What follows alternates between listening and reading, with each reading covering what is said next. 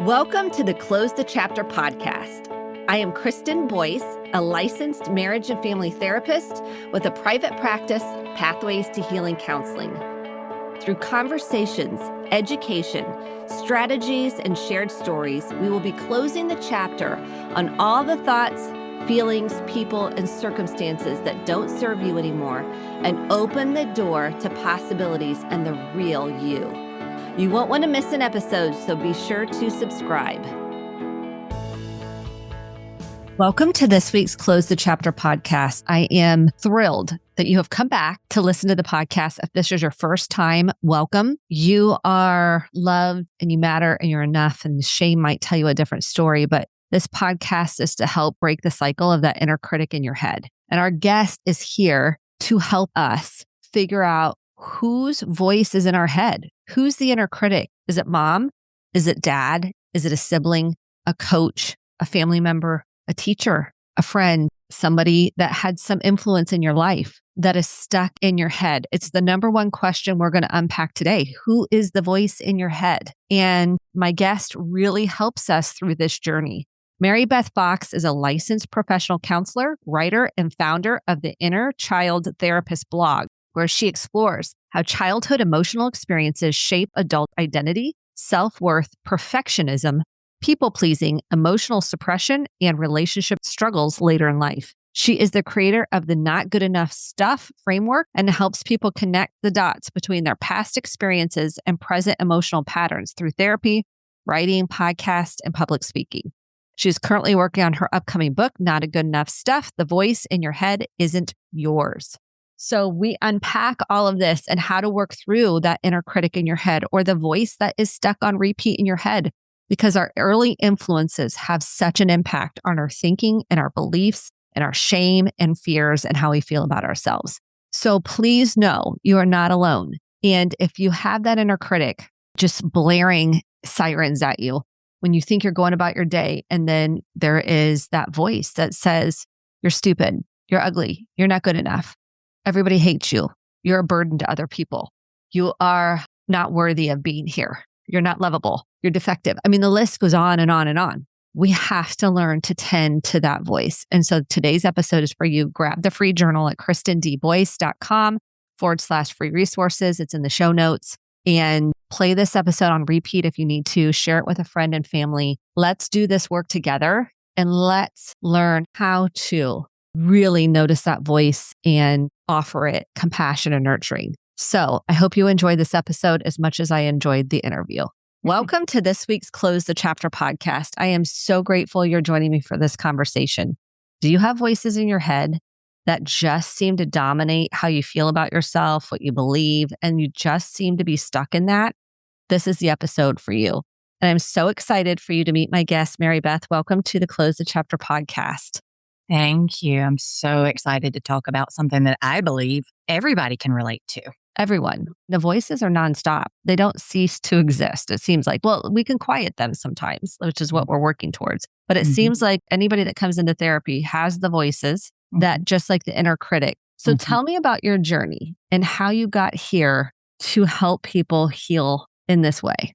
Yeah. So I remember as a kid, like being depressed, whether or not I had that word for it or not, but I was. And from a very young age, but I wasn't supposed to show that. I was supposed to let everybody know I came from a good family and, I didn't have problems. There was nothing going on in the home. And I knew from family, society, culture, all of these things that I was supposed to be. And that shaped my career. It shaped everything about me.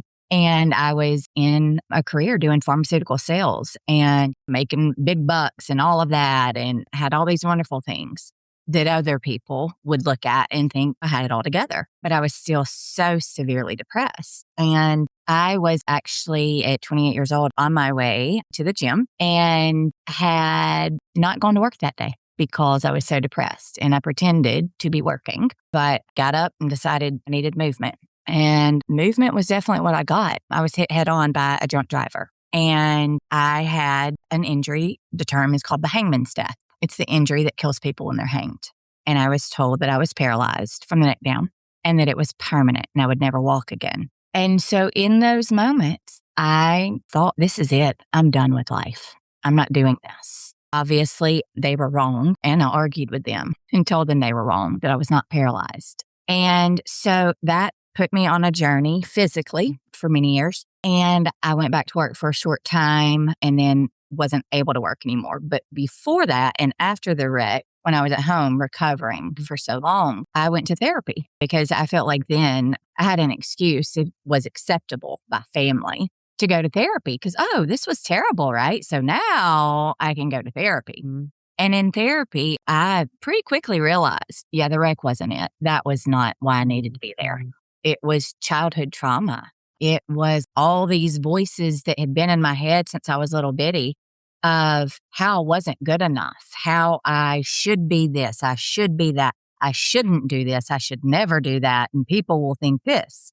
And so when I got to the point that I couldn't work anymore because I needed I think at that point it was a second hip surgery that I needed. And the company just said, you don't have any more time off. You're off for this large amount of time from the wreck. Then you had this surgery. Like, if you take off, you're not going to have a job. And well, not being able to walk due to needing hip surgery is not an option. And so I lost my job. For a while, I just didn't know what I was going to do, but I was continuing my healing journey. And I realized, I never thought that I could like myself. I never thought that I could be at a place that I've lost everything financially. Now I've lost my job. I've lost my insurance, and I'm still okay. I still like me, and I'm still good enough. And so I went to grad school to become a therapist because I wanted people to learn how to do the stuff that I had done when I had thought it was never possible.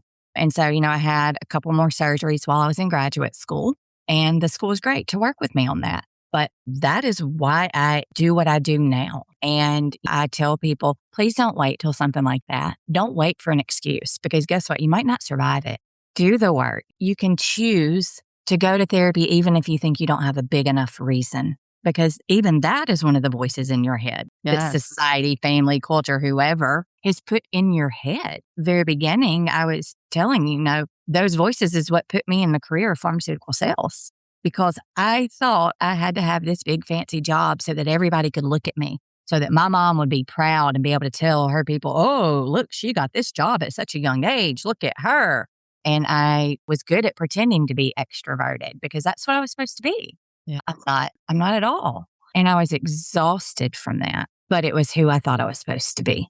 Yes. Wow. What a story. I mean, to go through what you went through, head on by a drunk driver. I mean, and then have this on the other side of your healing journey to say, no, I'm going to therapy. And that gave you the excuse, but you're saying, hey, don't wait till it gets to that point.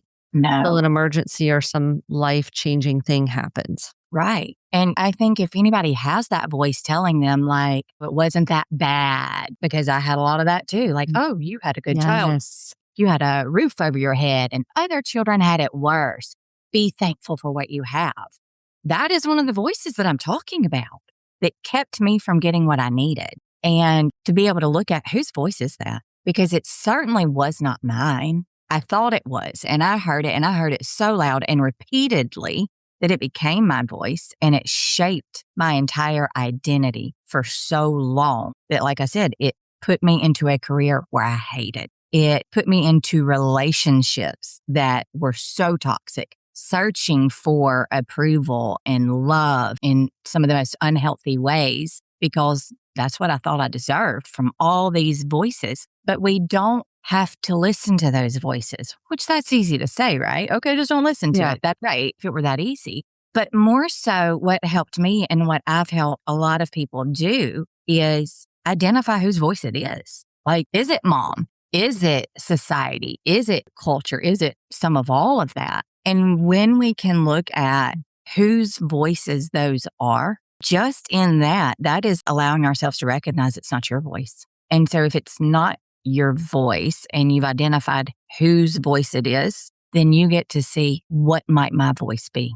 What do I truly believe? Because I'll just use the example, like I was saying, about how I was told I had a good childhood and when I shouldn't need therapy, all of these things. And when I look back now and think, okay, whose voice were those? Again, family, society, culture. Then what was my voice? My voice believed that it absolutely was traumatic, the things that I went through. My father was an alcoholic. We had to leave the home due to violence and his drinking. That is traumatic. Yes. And I could look at other people and think, oh my gosh, if they had gone through that, I feel so bad for them. That is horrible. They didn't deserve that.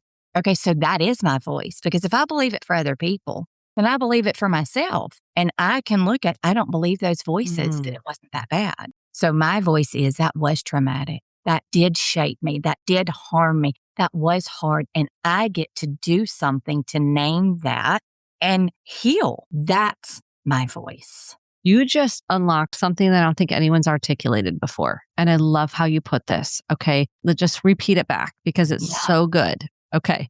You said, whose voice is it? Culture, family. Who is that? Okay. You're identifying that. And if you feel like to somebody else, you would have empathy and compassion, that is your true, authentic self. That's your voice. You just distinguish something for people that I don't think anyone has articulated before.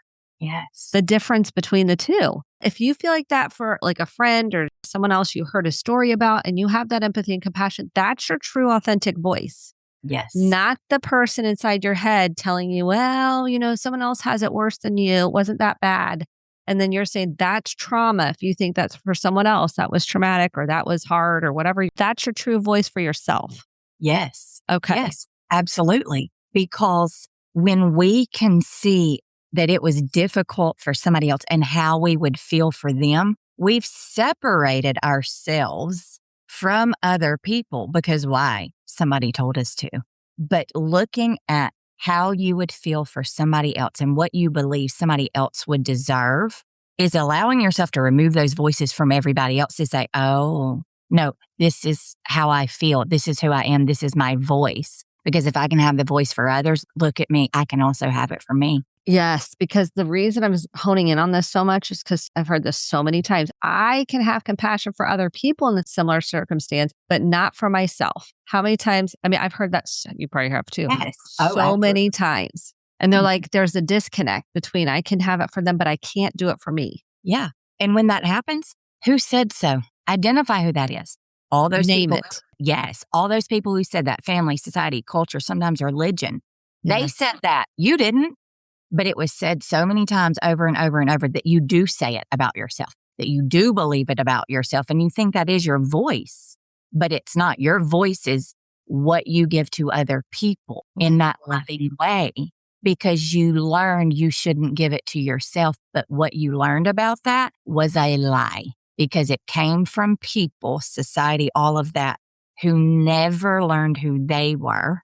And they got all these messages handed down to them, and they haven't done the work to see that those were never true about them either. Okay. So you said your voice, basically, of compassion and care or empathy for someone else is your true voice. Okay. But someone says, let's say, because this plays out. Yeah, but I still don't feel like that about myself. Yeah, but okay, so it's my dad's head in my voice. I'm making this up. Whoever's head, my mom's head in my voice. And I just can't feel that about myself. Yeah. And I hear that all the time from clients. And I ask them, so think about, we'll go with dad. Think about that. Do you feel like dad truly knew who he was and that dad truly felt that he was good enough in his life? And thus far, I've yet to have anybody answer yes to those. Yes, I agree. And so if dad, whose voice became yours, is telling you all of these things, and that you don't deserve that and you believed it in that voice has become yours, but yet dad didn't know who he was and dad did not feel good enough, then please tell me why you should believe what came from dad, because it came from a place of his pain, not from a healed place. And so why should we listen to people who were hurt and dumped on us when they couldn't see the real us and couldn't certainly see the real them? So it's helping someone see that the generational pattern of they didn't know themselves. Those were internalized from their past, didn't do the healing work or didn't have access or whatever. And so now you're just carrying the baton. Yes, absolutely. And, it's interesting in the process of trying to find an agent for a book I've written. But what is in the book is we are so similar to trees. And so I'm going to explain it in that way. So you take a mother tree and a father tree, and they contribute to the seed that creates the tree. But it's not just the mom and it's not just the dad, nor is it with us humans. It is what is under that ground. The other family, the trees that contributed all of their roots, the environments that shaped those roots of those trees, and the nutrients that were lacked that went into the roots where they're connected to the mother and the father tree, then create this baby that starts growing an unhealthy environment from everything. And from the start, that little baby tree and that little baby human has all of this planted in them that never meant anything about them. But a baby, a child, an adult can't see that because it's what they've always known and it's what they've always heard. But what we can do is learn what nutrients were needed, what we did need, what were those emotional needs, and learning that we deserve to have them met in the first place. How do you help people that feel like they're blaming their parents or they're blaming somebody else? They don't really want to go down the childhood path, which we know is necessary for healing. And they feel they like the idea of I had a good childhood. And also, I love an and also, and both. Mm-hmm. And also like getting to the point where they can unpack this. Yes, absolutely. And I hear that so often and with clients. And, I've had people on social media make these comments to me. And I always say, it is not about me trying to tell you that something was so terrible that wasn't. It's not about me destroying your parents. It is about the fact that every single parent in the entire world screws their kid up in some way because we do not get a manual. I have a child. I've screwed my child up in some ways. I'm sure. I know that. Yeah. And it wasn't intentional, but nobody escapes childhood free of harm, no matter how amazing their parents are. It is about, was it intentional? Sometimes it is, and that's a topic for another day. But the majority of the time, it was not intentional because guess what? Their needs weren't met. They didn't know what to do. And that does not mean that harm was not created. It does not mean that things were not still difficult for you. And so you can look at your parents, love your parents, respect your parents, think the term I hear, they did the best they could. Like you just said, yes, and there was also harm. And so it's not about painting this picture perfect childhood. It's about looking at the reality of things that were hard, because those things that were hard, if you ignore them, it's going to be like it was for me.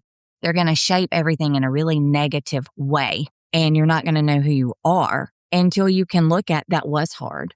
Some things were not done in the best way. Some things were really horrible. Some things were difficult. And this is the result of that. And so some people have the opportunity, some don't, of being able to talk to their parents and saying, I've started to recognize this was really difficult for me. And there are a lot of parents out there who are not going to go there. I know that all too well from mine. But I think for parents and for those who are scared to talk about this because am I blaming or shaming my parents? It's not about that. It's about here's the reality. Here's what took place. Here's how it was hard for me. So now what can I do to learn how to get those needs met when it was difficult? And so I think if there's any parents listening, I think the thing, if you have children now, or even it doesn't matter the age of the children, if they're adults or not, to me, what we need and what I needed and what I think most people need is three things. One, acknowledgement that it happened. Acknowledgement that it was hard. Acknowledgement that the harm took place or whatever you want to call it. An apology. And it's an apology without an explanation. Yes. An apology of, I am so sorry that I didn't know what to do after that. And because I did nothing and pretended everything was fine, that harmed you.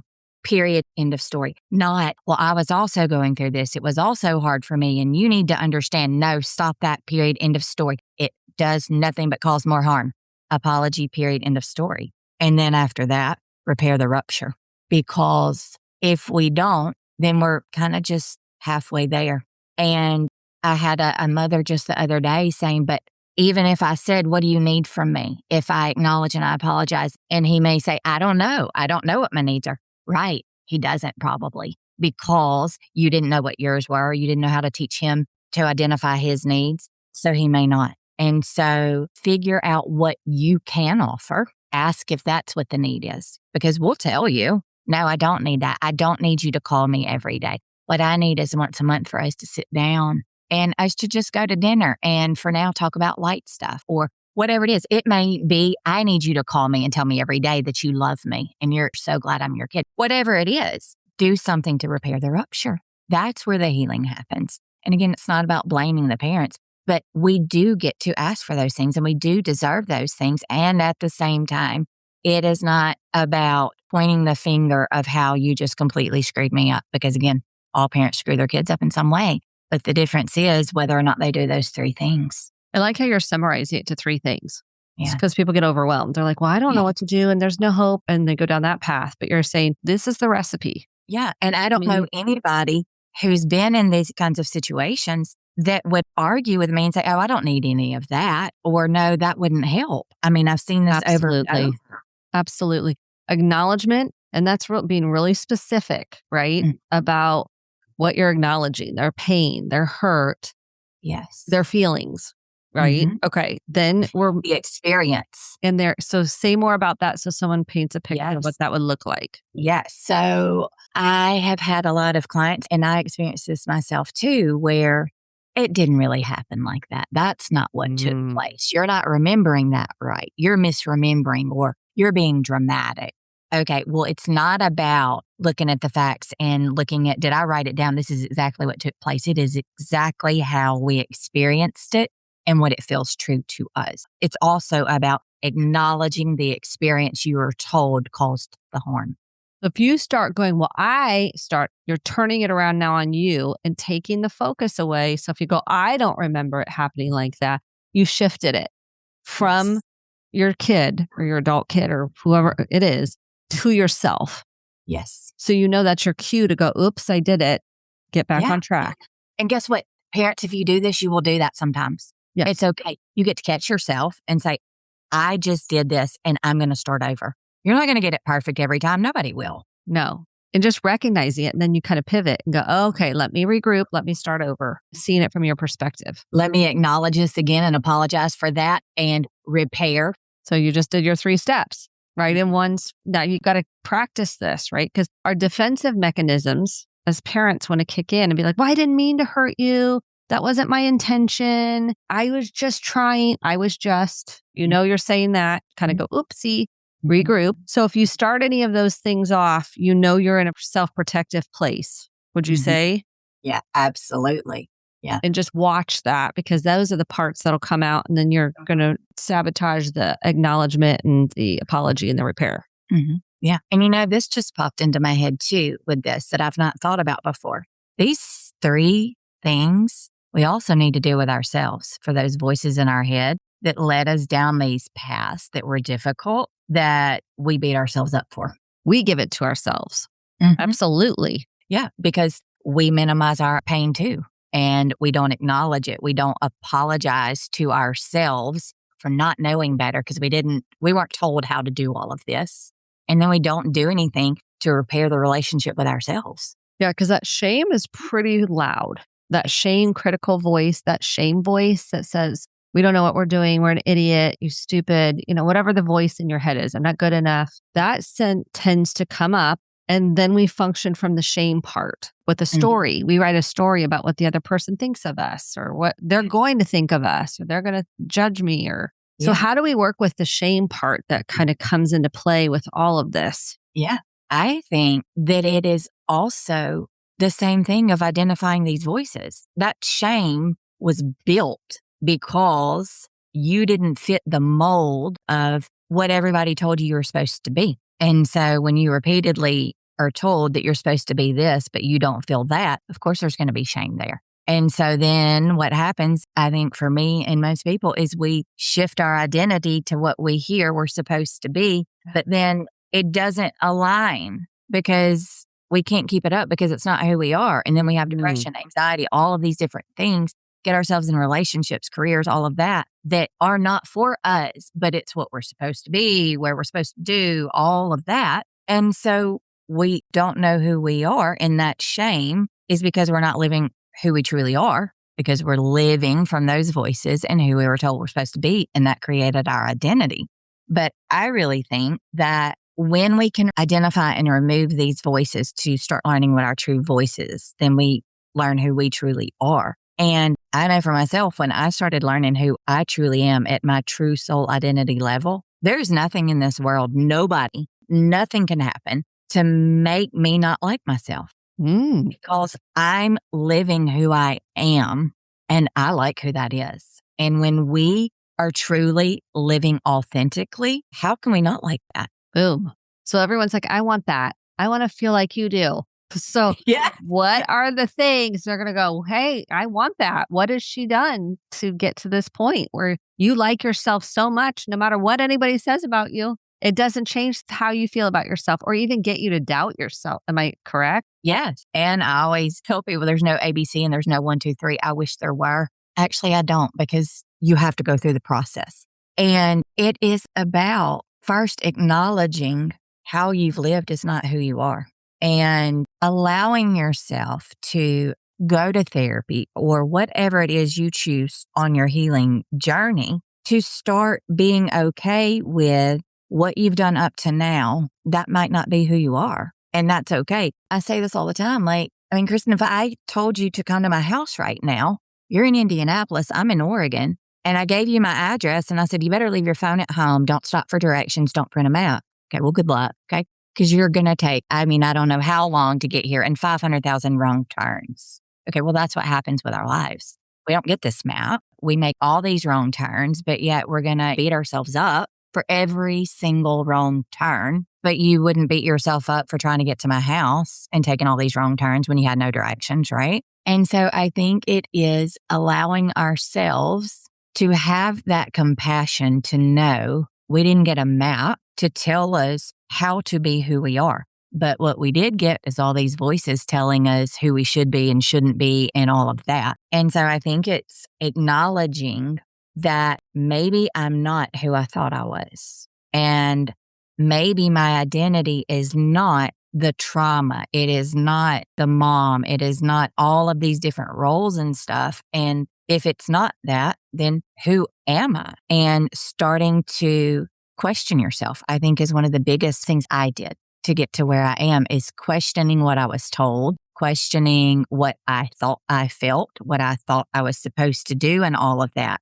To then see, okay, well, if none of that has ever fit for me, then what does fit for me? And you're not going to have clear answers, but you can try a lot of stuff and see what does work, what doesn't work. And eventually you'll get more answers. How do you help people work through the fear? Because people they like the comfort, even if it's not healthy, even if it's not working for them, even if they feel stuck, that's comfortable and familiar. And to question everything, especially if they couldn't as a child, is very threatening. It feels very threatening and unsafe sometimes and scary. Yeah. So how do you help people through that? Yeah, I probably have a much different response to that than most people, because I think there's not this magic thing to say or do to get out of that fear. I think it is more so you need to stay right where you are. If it is in that fear, stay there, because you're not ready yet. And you will come out of that fear when it becomes uncomfortable enough to make a change. And I think if you apply this to so many different things in life, where people beat themselves up for not losing weight, not applying for this job, not going for this or whatever, you weren't ready. We're not going to do anything until we're ready. So sitting in that and letting yourself be okay with where you are, because if you try to make these big, massive changes when there's something about you that is not ready, you're going to fall flat on your face. And so I think more so about being okay right where you are and learning what you can where you are, because when you are ready, the things are going to align and you're going to have what you need to make those changes. And when I talk to people about that, well, what if I always stay here? Okay, well, have you always stayed right where you are in life? No. We change, we shift, and all of that. But it's about not beating yourself up in order to get to the place where you're so uncomfortable or something happens, then you can make the change that you want to make and you figure it out. But I will say, try not to let it get to the point where it got me, because I almost didn't survive it. But I can look back and see I had been ready. I was trying to actually move to a different place where I was. And I was preparing for that. But then those voices got so loud, I listened to them.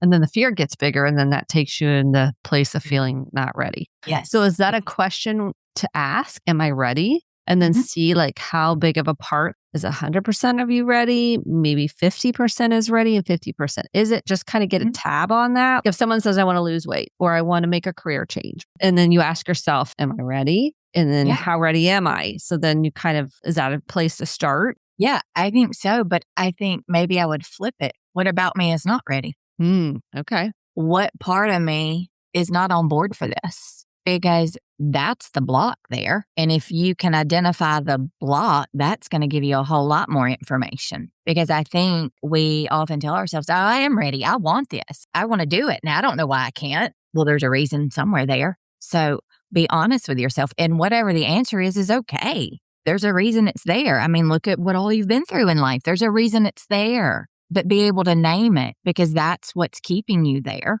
And maybe it needs to keep you there for a little bit longer. And then it decreases and decreases because you're aware of it now and you're aware of that's what's keeping you there. So just be with that part, whatever that answer is. Get curious about it. Yeah, I See think where so. that takes you. What about intrusive thoughts? Like, how does that play into this? Like an intrusive thought, what would be a good example? Like, I shouldn't be here, or I'm a burden to other people. Like intrusive thoughts that you don't want, but that keep coming up. How does that play into this?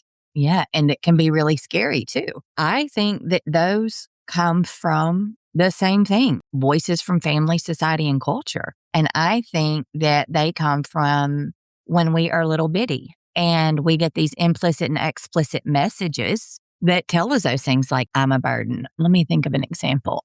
One of the things I struggled with early in childhood was that I thought that I was just so ugly because I had curly red hair. I had fair skin, and society and family too. And some culture had taught me that wasn't what was considered pretty. Blonde hair, blue eyes for a white girl, tall, thin, all of that. And there were a lot of things that my mom said in certain ways that implied I wasn't pretty by saying others were pretty or this was pretty about them, and me looking at, well, that's not me. So then I heard, even if it weren't directly said, I'm not pretty. And so I think that, and then like you put me in elementary school where I'm bullied for my hair, and all of these different experiences add up to I'm not good enough. I'm not pretty enough. My physical appearance is not enough.